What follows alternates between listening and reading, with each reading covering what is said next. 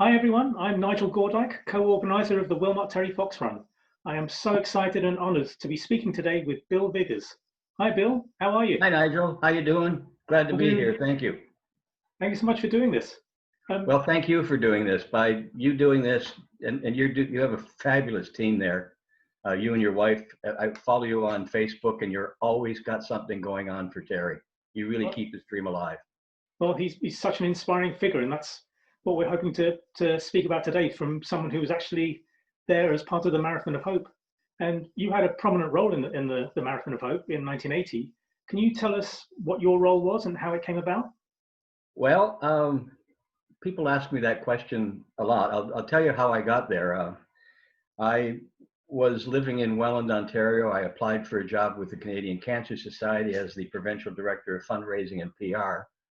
I got hired. I started the job in February of 1980, and my first 3 months or so were heavily involved in the April campaign for the Cancer Society until Terry started, and I had started following Terry. It was very low key. Um, I knew he was running. I hadn't met him. I knew just what I was told. And back then, Leslie Scrivener's was doing some articles about Terry. They were very small, one column in section 3. Over the progress of the run, they kept on getting closer and closer to the front page. But in about a week after Terry had started, my boss came to me and basically handed me a one paragraph letter saying there's a kid going to run across Canada for cancer research, an amputee. Do you want to see what you can do for him? I just watched his run for a while. I listened secondhand to what was going on. The reception was hit and miss. Some of it was phenomenal in the maritime provinces, but he was having difficulties with the Cancer Society executives themselves. He had made arrangements that he would go and have a medical in every province. Well, that's really when I got involved, when things turned in the Cancer Society's mind, took a left-hand turn. And what happened is he was 4 days out of St. John, and which means he's the mathematical genius that I am, 100 miles away. And they want him to turn around after he finishes a run at 4 o'clock in the afternoon and drive back into St. John's for a medical treatment, or an examination rather. And he just said, no, I'm not going to do it. Physically, I can't do it. I'm not going to interrupt my run. And then another thing he said, which he had said several times over the run, when I need a doctor, I'll get a doctor. So by the time he was in Nova Scotia, it was kind of rough with the Cancer Society, and he was pretty down. The reception wasn't going as well as possible. So by that time, I was following, but the very first time I called him to introduce myself, and we had a conversation. He was talking to me from a payphone. That's what cell phones were back in those days. And in the conversation, I casually said to him, well, when you come to Ontario, what do you want to do? And he said, well, I want to meet Bobby Orr and Daryl Sittler, and I want to go to the CN Tower and a Blue Jays game, and I want to meet Pierre Trudeau. And I'm at the other end of the line going, okay, yeah, all right, okay, well, give me a call tomorrow. And I wanted to do something that would boost his spirits because I knew things were going to be rough in Quebec. So myself and my assistant at the time got on the phone and we started making calls. And by the time he called us back about 5 o'clock in the afternoon the next day, I was able to say, Sittler's on, CN Tower is on, the Blue Jays are on, Bobby Orr is on, but he won't be in Toronto when we hit here, but he'll meet us somewhere on the road, and I can't find Pierre. And it turned out that he was in Europe, but we eventually did meet up with Mr. Trudeau. And he was quite excited about that. It was amazing. I think yesterday or today on the Terry Fox Center website, a couple days ago, he posting his journal in the Terry Fox Center, mentioned that I've just heard that I'm going to meet Sittler. And then on one of those posts, he said, and I just found out I'm going to meet that list of people. So he was pretty happy about that. That's how I initially got involved. And then I followed his progress. And then a lot of people don't know this. The Cancer Society were not 100% into this. A gentleman by the name of Ron Calhoun has since passed away, was very instrumental. He was the national director of PR, a volunteer, by the way. He had dealt with Terry, and basically nobody in Ontario had met him. The Cancer Society was set up that there's different divisions in the province. So there's an organization in Ottawa that carries Eastern Canada, Toronto, Hamilton, Southern Ontario, that way. Well, not all of them were going to participate. And there was a meeting that they almost turned it down, supporting him when he got to the province. And my boss sent me down to New Brunswick and to meet Terry face to face, to find out what is this guy for real. So I flew down, I met him in Edmundston, New Brunswick, and I spent 2 days with him until we got to the Quebec border. And I saw how, first off, I'll tell you the first time I met him was when they were getting up at 4 o'clock in the morning. I'd arrived at the hotel that I found on the side of the Trans-Canada Highway, one of those strip hotels that you find back in those days, still do. And so I got in the back seat of my car and slept. And I'm wearing jeans and a t-shirt. And everybody else he had been dealing with the society up to that point were older gentlemen with suits and ties. And I'm 33. And so the lights come on, the doors open, out come the three boys. And the first thing out of Doug Allward's mouth, Terry's driver and friend, he looked at me and went, "You're the guy from the Cancer Society?" So we went back in, had a little visit, and I brought him some mail from home and some cassettes. He liked country music. Dolly Parton was his favorite. And off we go down the highway, dark, Trans-Canada Highway, very little traffic. It was 2-lane road. Doug pulls up to the side of the road, and this is my first time experiencing this. He's driving very slowly around the shoulder. It's just them in the van, 3 guys, and me in the van. There was no entourage, there was no police protection. And eventually he pulled up, I could see a little white thing hanging out from the gravel. And what it was the top of a plastic bag that they had buried in the gravel, so that, God forbid, that Doug over the 3 months or didn't find that spot, or 4 months. So Terry would be able to open the door and step out right on that bag. And the reason for that was he never wanted anybody to say he never ran every single step of the way. And when he wasn't able to do that, he would go over and touch a signpost, a fire hydrant, something that, and again, the next morning, if we were in a build-up area, he would get out of the van, go over and touch that pole, and that would start his day. So off he goes into the darkness. We go ahead a mile. He does a stop. We go ahead another mile, and it's dark. The only thing on the highway, by the way, were just transport trucks, basically, just roaring by. And way down the highway, I can see him in the headlights of the trucks. And as he's coming up to the van at about the third mile, I turned to Doug and I said, because it was that, of Terry, that, the effort that it was going into. And I said to Doug, I said, "How do you watch this every day?" And Doug said, "I don't." And at first I didn't get it. And then I realized very quickly that he just wasn't happy or wasn't comfortable with watching Terry go through that. By the end of that day, spending the day with him in the van, seeing how he affected people on the side of the road. And again, we're in rural New Brunswick, at the end of a concession road. You're familiar with what that's there in Wilmot area. On the main road, there would be a handful of people that just somehow had learned he was coming. So there might be 2 families, there might be 10 people, there might be 1 family, that was all.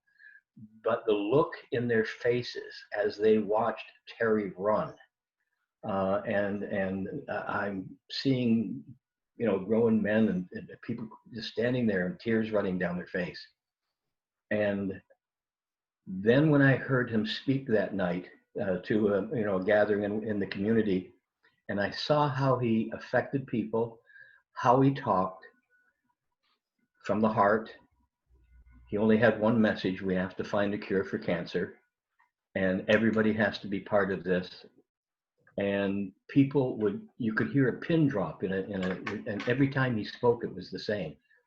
Toronto City Hall, 10,000 people there. You could hear a pin drop when he spoke. When I saw how he affected people, I thought to myself, when he gets into a populated area like Ontario, this is going to explode. So I left him at the Quebec border, flew back to Ontario, and then I spent the next 3-4 weeks basically driving back and forth between Toronto and Ottawa, going to all these little towns. And I'd go into the town and I'd stop at the gas station. And I said, who's the local organizer of events here? And they'd go, oh, go see Marge. She's with the Women's Institute, or Bob, he's the Lions Club. And I'd go and show them a couple Polaroid pictures of Terry and tell them about this kid that's running across Canada with one leg for cancer research. And they all said the same thing. Well, if he makes it this far, we'll do something. And I'd say, he'll make it this far. And because he was running 25 miles a day, every day. And I knew that wasn't going to change. By the way, I go back, that first day, I had no doubt that Terry was going to do it, that he was going to make it. No question that he was going to be able to pull this off. And so they'd say, well, if he makes it this far, we'll do something. And I go, he'll make it this far. So I went back and went 25 miles, basically, from Quebec border. 25 miles, 25 miles, 25 miles. And I realized he was going to end up a day early in Ottawa for Canada Day. Made him take a day off in Montreal. He was not happy with that, threw his timing off. But I was basically able to, I figured it out all the way to Kitchener. Because after that, I thought, well, I don't know. We don't know. And I still have it. All the paperwork I gave the original stuff to the Museum of History in Ottawa, but they supplied me with copies of everything.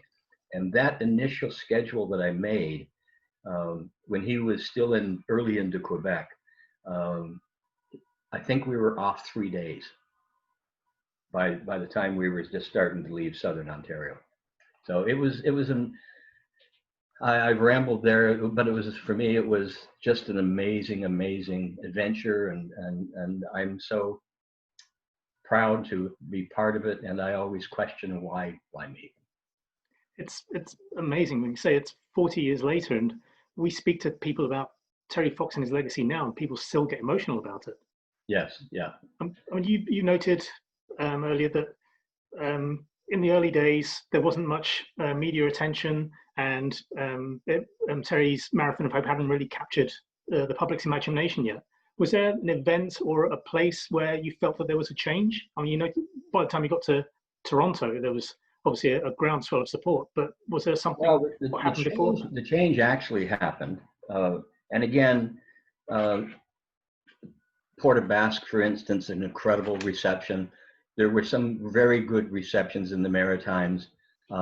In Montreal, very subdued reception, but it was, I said to Terry, this is a test run. And he ran with Don Sweet, the football player at the time. And it was a fair bit of excitement. By the time we got to the hotel, there was a nice crowd. But when he crossed into Ontario, almost immediately there was a change. Not almost, immediately there was a change. But it was about 2 days later when I realized what I thought back in New Brunswick, we get them into a populated area, it'll explode, was the football game.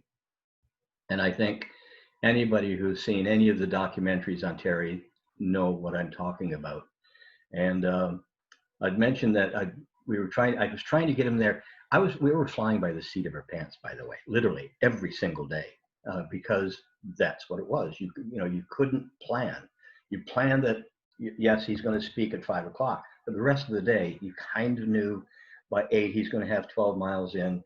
By noon, he's going to have another 6 or 8 miles, and then in the afternoon, he finishes. But other than that, it was organized chaos. most of the time. Hmm. But I had this idea of going down to Parliament Hill on Canada Day with Terry, with no contacting nobody ahead of time. And I was simply going to try and get up towards the stage or find the producer of the broadcast that was going on and bring them Terry. And we were standing in the lobby of the Four Seasons Hotel. By that time, they had become a great supporter of Terry. And somebody came up to me and they said, they want Terry to kick the football off at the Saskatchewan-Ottawa game. And only in Canada can you have two football teams with the same last name. But back then, both the Rough Riders. Anyway, I go to Terry and I said, explain to him, we can go up to Parliament Hill. I can't guarantee anything. Or they want you to kick off the football game. Well, being the athlete that he was, without a moment, he said, I'd rather go to a football game. So off we go to the Ottawa Stadium. And we arrive early in the warm up, and they explain what is going to happen. We pretty well know what's going to happen. So Terry and I, the stadium in Ottawa, and I think it's still the same, the stands come down like this, and then downstairs is a hockey arena underneath.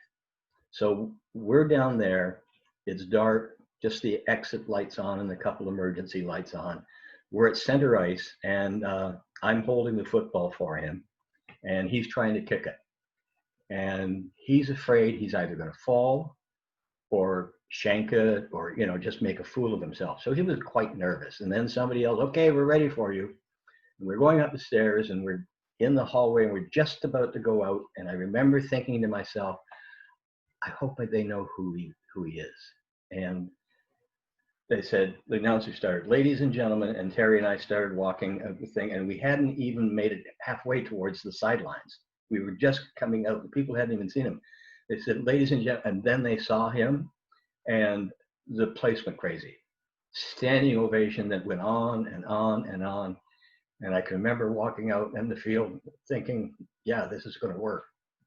And we get out there, and there's the referees and Terry and myself and 3 players from each team. And I remember one of them, his last name was Fox too.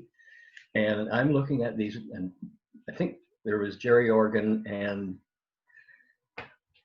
the other guy forgets me. But anyway, they were the captains of the football team and have always been great supporters of Terry. So I feel really bad that I can't remember. And then these 3 big linemen. And I remember staring at them. And the big guys, and there's tears running down their face. And Jerry says to Terry, he goes, you are the most incredible athlete I have ever met. There is not one single person on either of these teams that could possibly do what you're doing every day. And it was quite amazing. And the crowd's still going. And then Terry lines the football up and walks up, and he does shank it, but he laughs and smiles. And then we go off, and that whole day was, and the next day, the day before and that day, were just, stuff was happening for the first time. Running down Spark Street Mall, first time of a big crowd. We ran at the last minute, we were about 2-3 miles down the road, and one of the local organizers says, the Governor General wants you to visit right now. So we literally ran, and instead of going down towards the thing, we turned and ran up the driveway and ran into Government House. And he was, there was an old television show called Reach for the Top, which was a high school television pro where kids, it's like Jeopardy. And anyway, these were the national winners. So we walk in our sweaty shirts and outfits, and Carrie Ann and Patrick, my kids, are with us. And they hand us very fine crystal glasses with orange juice or something like that. And we're all dressed like this, and all these kids are in there at the time. We feel so out of place. And one of the things we always joke about, I often tell stories about Daryl, who was 17 at the time. In the very quiet, as the Governor General was speaking, Daryl drops his glass on the marble floor. And then as we're leaving, we're laughing about it. So anyway, the next day, and it kind of gets to it's the question about that moment it changed. It was Sunday morning after the football game. We're on our way out to start at 4:30 in the morning, and we haven't gone very far from the hotel, and on the street is a newspaper box, and front page, what you're looking at in the newspaper box is a front page picture of Terry Fox. kicking the football off. And stop. And I got out and I put in 25 cents or whatever the paper was at that time. And I took all the papers, brought them all back to the van. And then shortly thereafter, Terry reprimands me, and the next day makes me call the newspaper to admit my guilt. And the guy I spoke to at the newspaper, I said, I'm with Terry Fox, and we made the front page, and we stopped. And the guy found it very, very funny, and he said, keep the papers. So that's the point where it started, and then it started to grow and grow and grow. And when those towns that I had hit, a month before, Caladar, Marmara, there's a whole smack of towns, like very small, like Wilmot, and where there's an intersection, there, might be a motel, a gas station, maybe a restaurant, but very small. And if there were 200 people who lived in the town, there were 600 people there. And by the way, if you go back to a lot of those towns now, they've all put monuments up or murals or some type of plaque that Terry passed through here.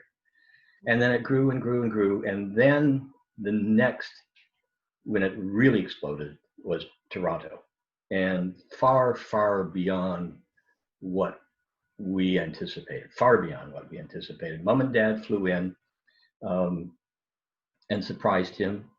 I go back to those notes that I made flying back from Edmonton to Toronto the first time I met him. I actually wrote on a piece of paper, I'm coming up with ideas. And one of my ideas was maybe somebody will fly Mom and Dad in to surprise him in Toronto, which happened. So as Terry's running down the road, it's still just, the sun's just coming up, and standing right in the road, middle of the road, he comes over a little rise, and there's Raleigh and Betty standing waiting for him. And he ran into their arms. Then they went into Tim Hortons, had a coffee, and then Terry went back and had to finish that morning's run. And then when we were heading to the motel for him to have his rest, he was kind of bummed out. And he said, I said, what's wrong? And he said, well, Mom and Dad are here, and this whole schedule's full up, and I'm not going to have any time to spend with them. So he went and had a nap, and while he had a nap, I went, I'm just going to rearrange everything. So early on, I had told Terry, if you want to make it big in Canada, you have to make it big in Toronto, because that is, for Canada, that's where the national media are. So I thought to myself, well, I'll just extend it to a day. So by the time he woke up, I said, okay, listen, I got an idea. We'll run from this point to that point. You'll go to the hotel, have some time with your Mom and Dad that night. We'll get back up. We'll go back to this point. We'll run from here to here. And we've left a space in out, okay? And then that will get us, okay, we do here. And then we do this stretch on the Friday morning, because you start early, we'll end up at the Four Seasons Hotel. But we only ran to the edge of Toronto, just, if you know, I don't have to explain it, but we're maybe 3 miles from downtown. I said, okay, that's it for the day. So we have the hotel. On the Friday, he gets up early, finishes the part with to the hotel, goes and has a nap, runs down the street with Daryl Sittler in the big, into Toronto City Hall. And then that afternoon, he flew over. I flew him over to Niagara Peninsula to go to Niagara Falls. And just a sidebar story there. After he got back, he walks up to me and he's funny, furious, but kind of not funny. You didn't tell me that was a Piper Cub. It was a tiny 2-seater plane. Oh. And that guy did circles around Niagara Falls 3 times. Like that. It scared the heck out of him. And of course, he reprimands me. And then that night we went to dinner at the CN Tower. Another little funny story after dinner. That used to be in the basement of the CN Tower, kind of like a small amusement park. And they had those electric scooter cars that you have at the carnival. Well, Daryl and Doug and Terry and I and the kids, we all get into it. And we're banging each other, and nobody recognizes Terry until Daryl hits his car broadside. and knocks Terry's leg off. So when the ride's finished, Terry's got to get up, take his leg out, and hop across the. At which point, everybody in the place went, "It's Terry Fox!" But after that point, they hadn't recognized him. And then Sunday morning, we got up and headed to Wilmot. Ah, yeah, because you mentioned Kitchener earlier. We know that Terry was in Kitchener the day after he was in Wilmot. Yes, I know. He was in Wilmot July 20th. Yeah, though I have one. There was a lady in Wilmot or New Hamburg, very close in that right in that area. Her name was Carolyn Beck. New Dundee. She was a volunteer with the Cancer Society. And when I go back and I tell you that the Ontario division almost didn't participate, it was a handful of people. One of them was my boss. That time, the volunteers had more power than the staff did. So although there was an executive director I answered to, I also answered to the volunteer who was in charge. He was a London Life executive, lived in London, wonderful man by the name of Ron Potter, and I always called him a man among men, because he rarely spoke, but when he did, people listened. So there was a group of people, about 6, and Carolyn Beck was one of them, at this crucial meeting before Terry's still in Quebec. It's not going well. He's going to get pulled off the road if he doesn't have a slow runner side on the back of the truck. And we're having a meeting in the basement of a hotel. There's probably 60, 70 people representing all of Ontario. And Carolyn Beck and about 6 other people were the ones that pushed it through. Just in the belief, none of them had ever met Terry. They just thought it was the right thing to do. And eventually he ended up sleeping at her house when he was there. So. Yeah, so yeah, I interviewed Carolyn last year for our local paper. Yeah, and she was telling us that because she had steep stairs in her house, Terry joked that he hoped he didn't fall down and break his good leg. That's fair. Terry was a very, very funny guy, very dry sense of humor. When he was on the road during the day, very focused, could get upset, but always justified. So like the very first movie that they made where Robert Duvall played Bill Vigars, they showed Terry as an angry young man. He wasn't an angry young man. What he was angry about was when he would run up to the van for his orange and water break, and the entourage of Daryl and Doug and the Ontario Provincial Police and my 2 children and a couple of other people would be in the middle of a water gun fight. And Terry would run up. And this is one I remember very specifically. We really were in the middle of a water fight. We'd forgotten to do the oranges and his water. So he'd come up and he was furious. But within 2 minutes after he had a drink in his orange, what it started, if you ever watch the documentary where Daryl there's pouring a jug. There was this orange jug that was always in the van full of water. And so they're being very, he's pouring the water and Terry's going, "Well, Daryl," because the documentary filmmaker had said, "Okay, Terry, I want you to do this," which was always the wrong thing to do to Terry, because he was, not phony. "Okay, man, I'm not going to act you would say." So he would go make it so they couldn't use it.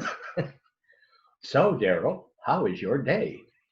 "I am having a fun time running." And in that scene, you can see Terry, he'll take a drink, and then he throws his water like that, and then he takes another thing, takes a drink. So what you can't see is I'm just out of frame, and he's pissed at me, but not really now, and he's throwing water at me. So that was Terry. Terry was, at the end of the day, pleasant, wonderful man to be around. I was actually going to ask you about the Robert Duvall thing, because I was reading about the Terry Fox story, the movie. How on earth did you pull that off, Robert Duvall? Oh, nothing. I had nothing to do with that. The gentleman who made it was the very first feature movie that HBO ever made. And the Toronto producer, who went on to be, I think he went on to become like a senior executive of HBO. I knew there was going to be a film made, only from what I was reading in the newspaper. And I saw the cat. So, and I knew that Eric Fryer was going to play Terry. So I get a call from their production office because I had to sign off on my part, and I wouldn't sign off. And they thought I was holding out for money, but I hadn't seen the script. And what I was holding out was to see the script, because if somebody was going to make a movie about Terry, I wanted to make sure it was 100% accurate. So when I got actually called down to their lawyer's office, a big, up in the Toronto Dominion Bank, this older gentleman, very serious. He's expecting me. He goes, "Well, what do you want to sign?" Expecting how much? And I went, "I want to read the script." "Well, how much money do you want?" I said, "I don't want any money. I just want to make sure the truth is there." "Oh, okay, here's the script." So by that time, Bill's okay with it. They call me down to the office. It was after work, downtown Toronto, and I'm standing downstairs. And I worked on a couple of films. I went on Afterlife to work in the film business, but even before that, back when I lived in St. Thomas, I had been involved in a couple of feature films because I was manager of Chamber of Commerce so I knew a little bit about it. So I'm standing downstairs and I'm looking at, they've got the cast list, and they've said to me, "Oh, by the way, do you know who's playing you?" And I went, "No," this is before I went. And I went, "No, I have no idea." And I knew that they had a name actor, but not playing me. I just knew that they had a name actor, period. Could have been Doug, it could have been Daryl, it could have been. So I'm standing there and looking, and I said, "Okay, there's," and I see Chris Makepeace, and I went, "That's got to be Daryl." And then I saw, oh my God, the young lady, is a very famous Canadian actress now. And I went, "Okay, there's Judy." And then I look and I went, "R. Duvall." And I went, "It can't be. No, it can't be." So anyway, we go upstairs. I sit down in the guy's office, and that's when he says, "Do you know who's playing you?" And I went, "No." And he goes, "Oh, I'll just wait until he comes here." So about 5 minutes later, the door opens. And in my head, I used a couple of bad words. But basically, I went, "Holy shit, that's Robert Duvall." So he came in, and we sat there. Then the producer's assistant and Mr. Duvall and I went out and had a bite to eat, and then we went back to the office, had another, and then they left him and I alone. And he wanted to know, who I was. He was trying to get to know me and stuff like that. And I told him stories. I told him what Terry was like. And then he said, "Anything else you want to say?" And I said to him, "I'm not a used car salesman," and I loved him. And Duvall looked at me and went, "What?" I said, "I'm not a used car salesman, and I loved Terry Fox." And he went, "Oh, I get it." And then I go downstairs, honest to God, there's a payphone out in front. I call my wife. I go, "You're not going to believe who's playing me in the movie." She said, "Who?" I said, "Robert Duvall." And she said, "Who's that?" And I said, "The Godfather." He goes, "Oh, the blonde guy." I went, "No, that's James Caan." "Oh, well, I don't know. Maybe when I see his picture." And that at that very moment, and ever since, my whole head went shh. And then it became, over my life, odd. It's not, many years have passed, but there was 10 years in there where it was like, "Oh man, Robert Duvall played you." Now it's with the younger people, "Who the heck's Robert Duvall?" Now it's coming back. But it was amazing. And then I'll tell you another funny story. They were shooting the film in Toronto at Toronto City Hall on the same day that they were shooting the film. So the run was taking place in a park about 5 blocks from Toronto City Hall, the real Terry Fox run. Yeah. And over at Toronto City Hall, they're shooting the movie. And they're shooting that scene with Terry up on the stage and stuff like that. And two things happened. First one is after they're shooting, and I decide to go over to the run site, and I'm walking along, and these two girls come running up to me. Can we have your autograph, Mr. Duvall? And I want to go, I'm not, but I don't want to embarrass these guys. So I went, yeah, sure, okay. So I'm sure they went home. Look I got an autograph picture of Robert Duvall, and the guy was going to say, who's? So anyway, I signed Robert Duvall, and then I'm still walking, and two other people who were extras in it are carrying one of the signs with Eric Fryer's face on it. And they're discussing how they've just got a big picture of Terry Fox. And again, I went, no, I'll let somebody else tell them. So yeah, the autograph on eBay. It was an honor though. You know, I joke about it, but to get Robert Duvall to play, I had a website. I don't have a website anymore, but I've always wanted to. It was going to open it up and have Robert Duvall go up and go, "Hi, I'm Bill Vigars." No, that's absolutely amazing, Bill. Thank you so much for your time today. We've learned so much from hearing stories from someone who was there, hearing them firsthand. So thank you so much for sharing those with us. Well, seriously, thank you, your wife, thank you for your team. It's you guys truly keep Terry's dream alive, and along with the run organizers and the teachers across this country, Terry would not reach the podium that he now stands on for all Canadians. And my favorite saying is, there's a little bit of Terry Fox in all of us. And thank you for doing this.